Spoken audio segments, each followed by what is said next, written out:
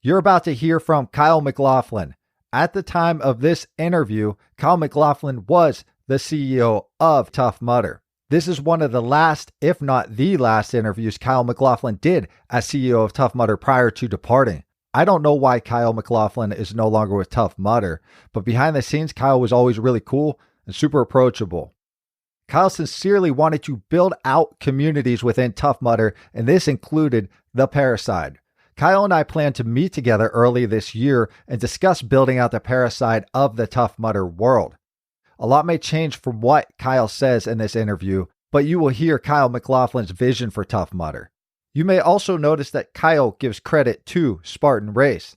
Tough Mudder and Spartan kind of had a symbiotic relationship in the recent past, and both were building the OCR realm, but both offer different experiences. My understanding is there's now a chance that Tough Mudder may survive in some capacity, maybe go away, or maybe get acquired, and if they do get acquired, it's likely that Spartan will acquire Tough Mudder. Whatever happens, I'm wishing the best for Kyle McLaughlin and the Tough Mudder HQ employees and the many surrounding Tough Mudder, and that includes you listeners, the ambassadors, and the athletes. Also, before we jump into this episode, if you're looking for up-to-date information regarding Tough Mudder, then head over to Obstacle Racing Media for the latest information, and you can find them in the show notes. Anyways, hold tight. You're about to hear from Kyle McLaughlin. Living adaptive. The goal is to adapt and thrive despite the adversity you face. You're going to have that little voice inside of you trying to push yourself. I set a vision for myself, and now I'm seeing it come to fruition. I'm grateful for losing my leg 12 years ago. There's just some things you must endure in life, but you wake up and you do the best that you can. You might crash. You might fail. You can find a purpose in your suffering. I'm not special. I've just decided that I'm not going to stop. You do everything you possibly can, and you live life in every possible way. We want to change the world. I'm going to adapt to it and make it the way it works for me. If I'm going to do something, I'm going to do it right, and I'm going to win. Take what it is from life that you want and enjoy it. Then you keep pushing, you keep fighting, and eventually you win over it.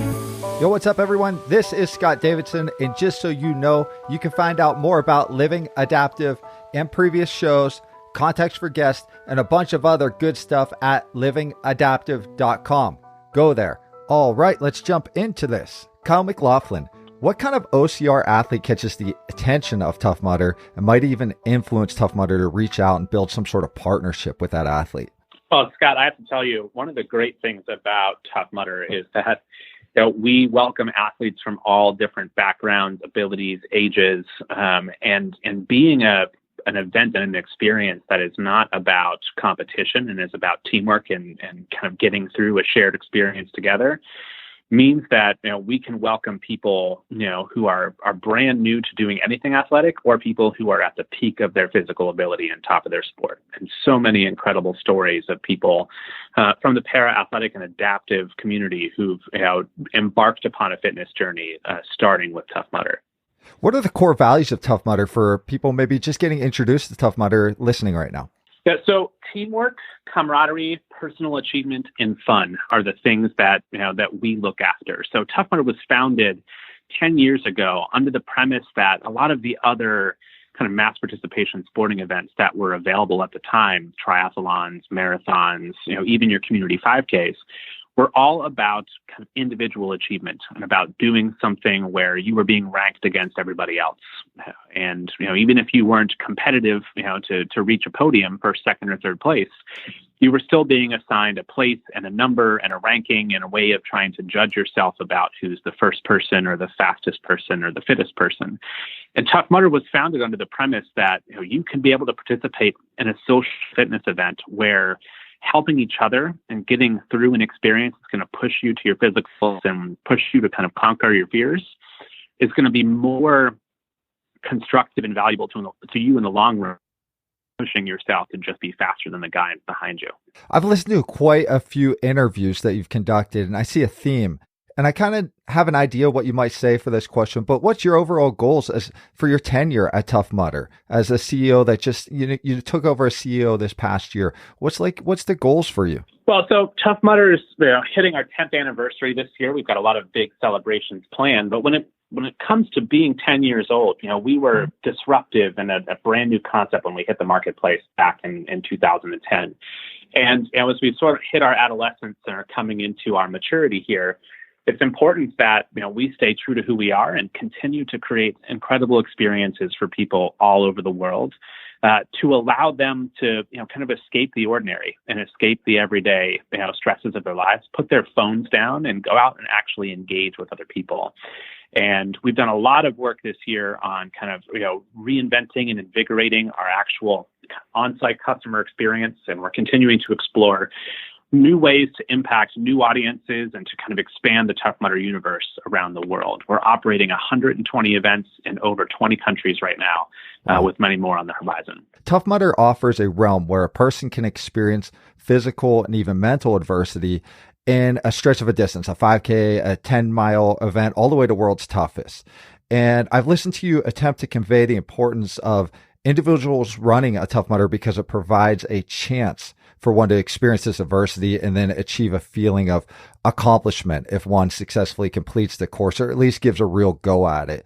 I realize Tough Mudder is a business, but it seems like a major goal is empowerment. And how does this empowerment translate to the world outside of the course?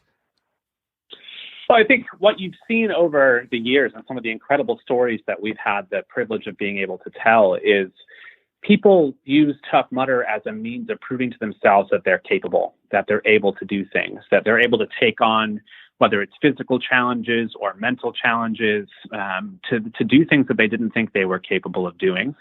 And doing it in an environment where you've got the support and backing of thousands of teammates, whether you brought them with you or not. You can show up on your own, and there will be people out on that course who will stop and wait for you at the top of a wall to help pull you over, or give you the boost you need, or give you a pep talk before you conquer something that may challenge your fear of heights or fire or electricity or claustrophobic spaces. And so much of that gives us an opportunity to be able to work with groups and audiences who are looking for a social athletic experience to be a part of a larger journey for them, whether it is mental health or weight loss, or veterans recovering from kind of participation in traumatic events, to people who are just getting off the couch for the first time or recovering from serious injury and are looking for an environment to kind of get back to being fit, to engage with other people and to be a part of a community that is bigger than themselves. And that's kind of the cool thing about what we do, right? It doesn't require special equipment. It doesn't require special training. It requires you to come out and have an open mind and be willing to be a part of a community that will guide you and support you through this experience. You speak a lot about the community, and something I've noticed and since you've taken over is that you want to build out this festival experience. And that means off the course, but once you get off the course, or maybe you're spectating, whatever it may be, at World's Toughest or just a standard classic. Why is it so important to build out this festival experience? Well, Scott, one of the things we realized as we were watching kind of the base of how our community has evolved over the years is that people are coming to Tough Mudder events, oftentimes for the full weekend. They're there both Saturday and Sunday. They've maybe traveled to be there. They're camping, or they're staying overnight in a hotel. And we wanted to be able to deliver them an experience that was just as robust off the course as it was on the course. Our athletes may spend an hour and a half to 2 hours if they're running the 5K, and up to 5 or 6 hours if they're running the classic. But they're looking for an opportunity to connect with their friends, to celebrate their achievements, to reunite with the people who they met on the course who helped them get through an obstacle, and engage with the broader community. So we built out a festival that not only gives you a chance to eat, drink, and celebrate, but also gives you a chance to try out other pieces and to bring the spectators who came with you a chance to get their hands on an obstacle or to try an experience, and and kind of convert them to come back to participate in the Tough Mudder experience as well. Gotcha. Now, I think about this though. You have this festival experience, and you have a heavy side of competition too, and you're known for it. Notable, especially in 2016.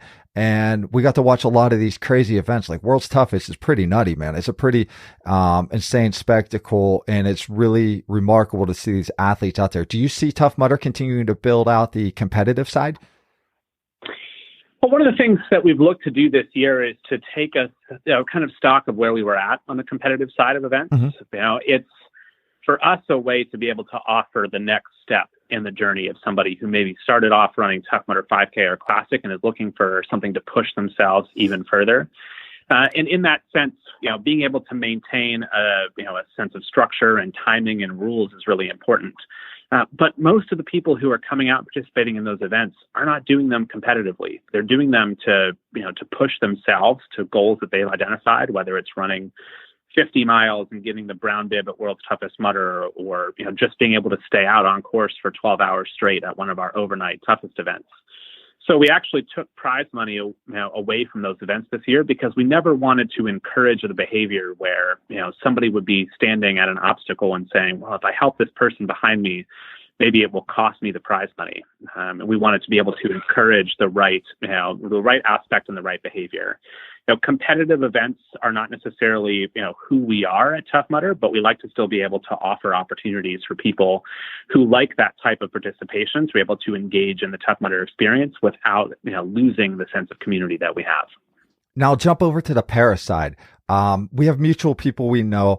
Jamie Gaines won. He's kind of more the notable adaptive athlete out of the UK, and I just raced with him recently. He's a great dude, and I reached out to a bunch of them. I said, what questions should I ask Kyle McLaughlin?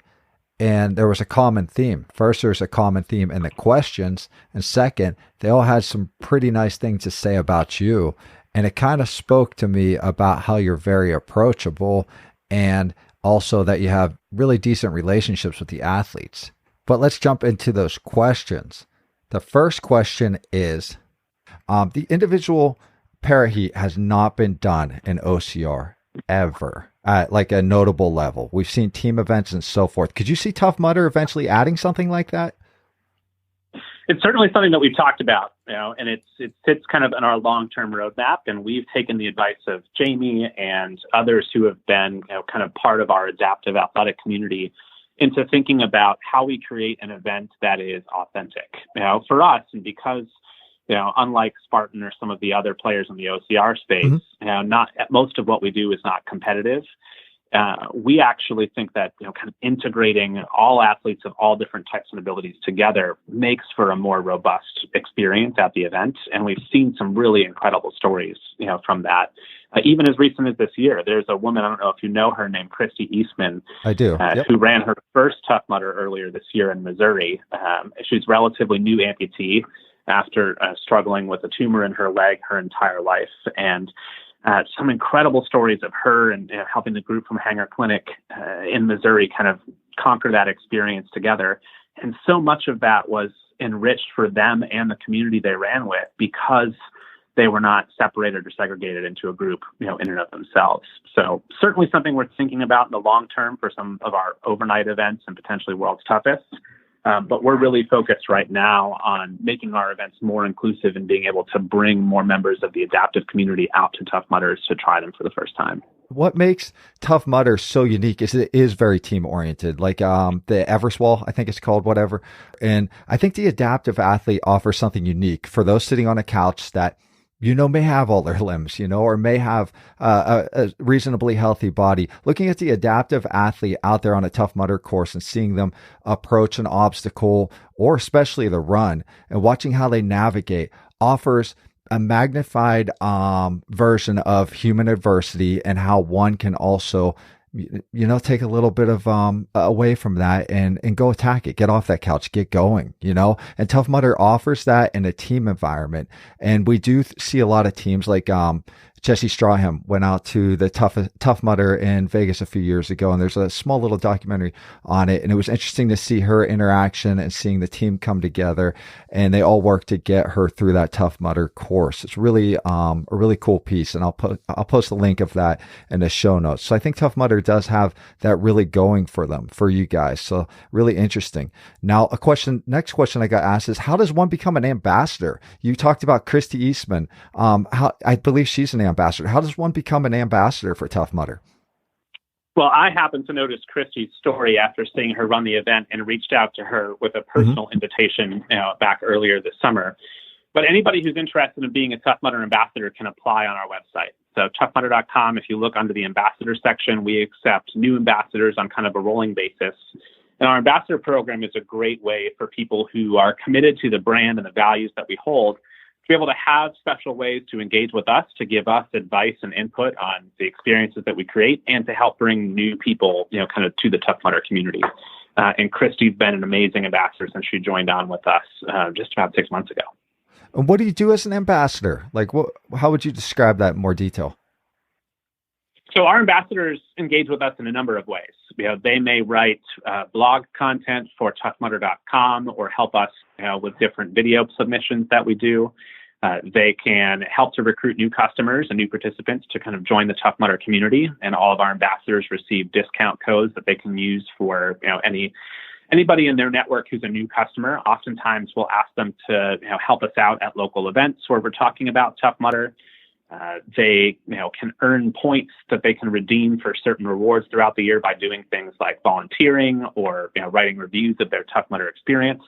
And many of them are often kind of the first step in welcoming new sponsors to the Tough Mudder group. When a new sponsor joins us, we will kind of engage our ambassadors to become part of that sponsor's brand as well.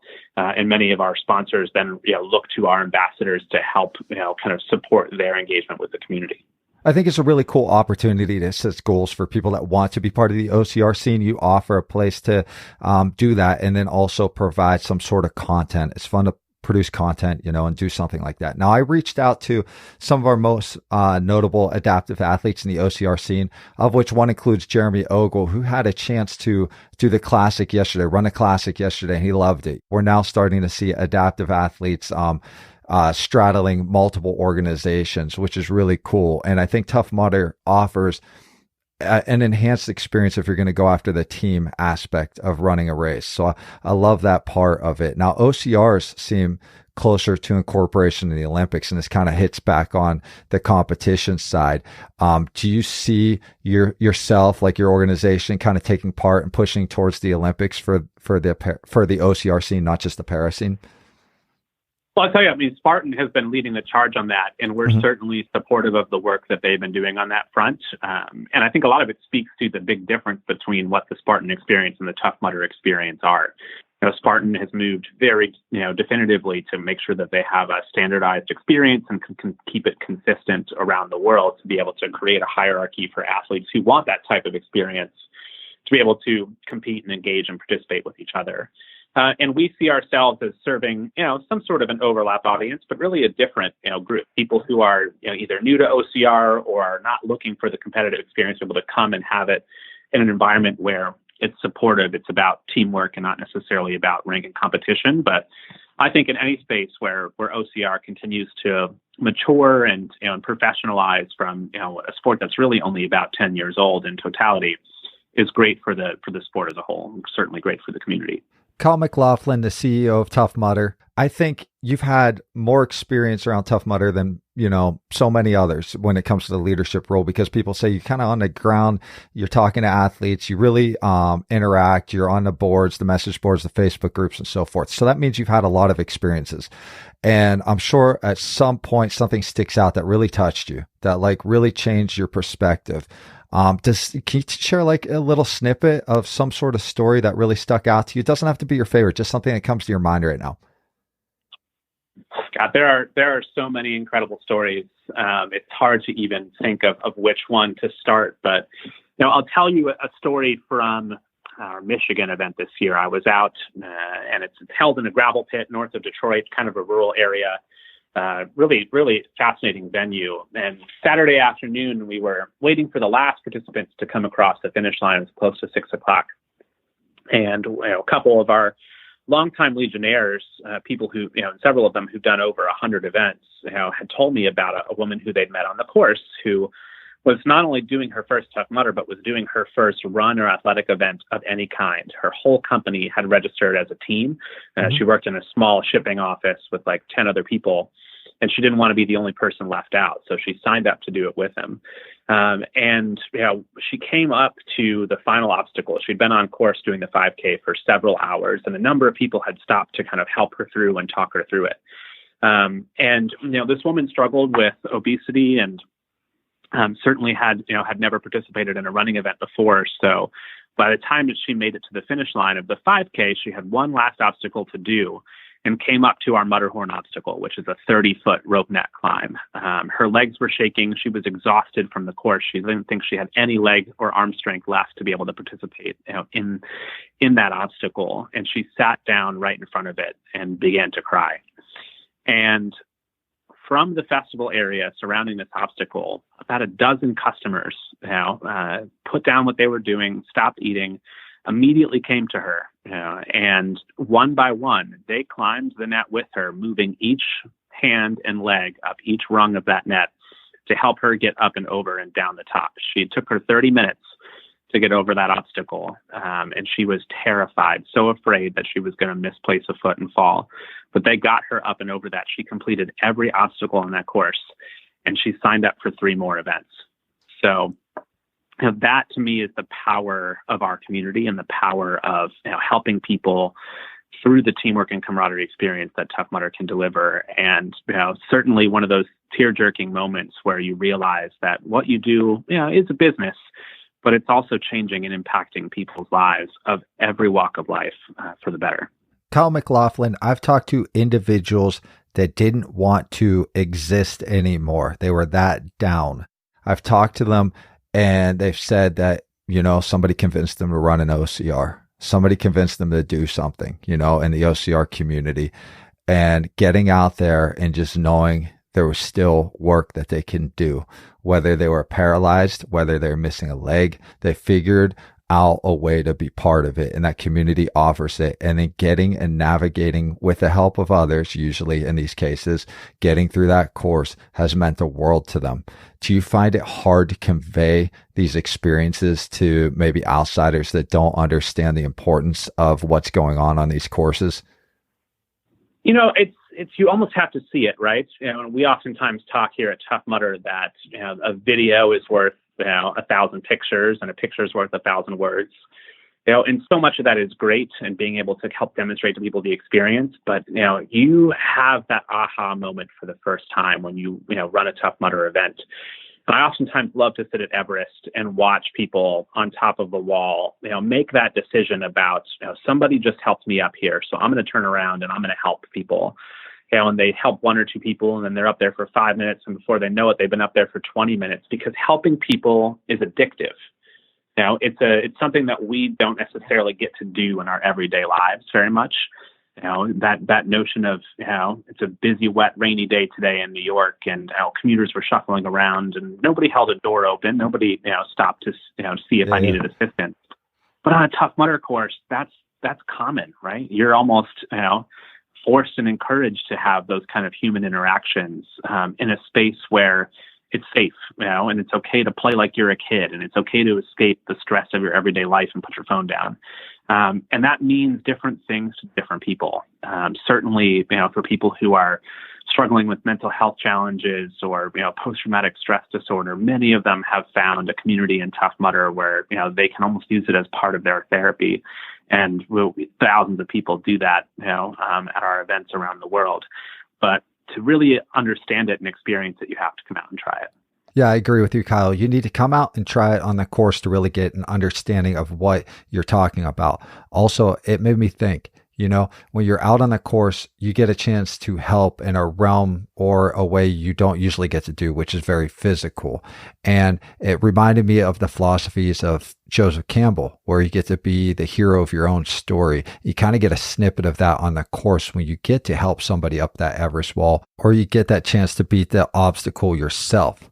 So I guess we just threw in some obstacle course racing philosophy. Anyways, next question. Do you sponsor organizations like, this is one question we got from the military side, like, do you sponsor organizations like RWB, Oscar Mike, any organizations, nonprofits that are bringing through athletes for, for the sense of accomplishment and so forth? Do you guys sponsor them or allow them in to come through a Tough Mudder, Classic, or a 5K?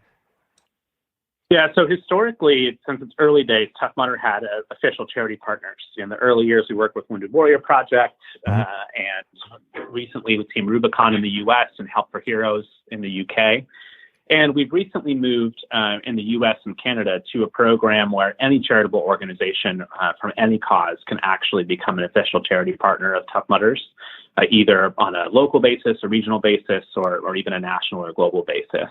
And that gives them access to certain perks and benefits. We'll help them recruit customers. They can get access to tickets at special charitable rates. And that information is available on our website as well. It's a brand new piece that we've just launched in the last couple of weeks. And we're really excited by the response that we've seen to date. But we're also in the process of putting together a military appreciation program for next year. Give special perks and benefits to our vets. A little teaser coming on that, but you'll see more about that coming in the first part of next year. Yeah, those seem to be the most common questions coming out of that arena.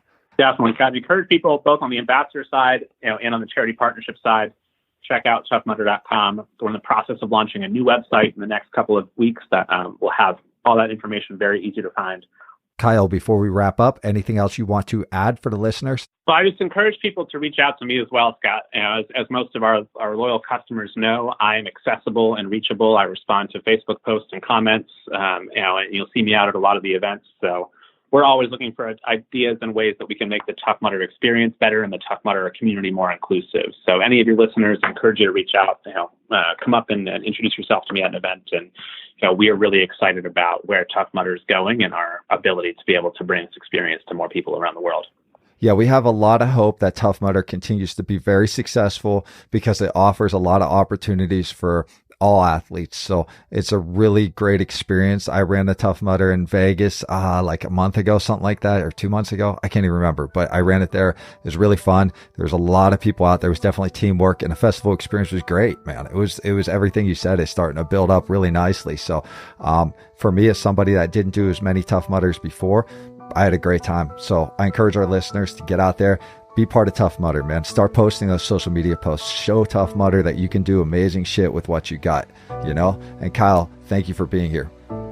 Thanks so much, Scott. Again, I want to thank Kyle McLaughlin for being here. We wish the best for you, man. And we also wish the best for those Tough Mudder employees and all the people surrounding the Tough Mudder community. Also, remember, go to livingadaptive.com to find previous episodes, show notes, contacts for guests like this guest, links to social media accounts, and a bunch of other good stuff. So go there. Peace.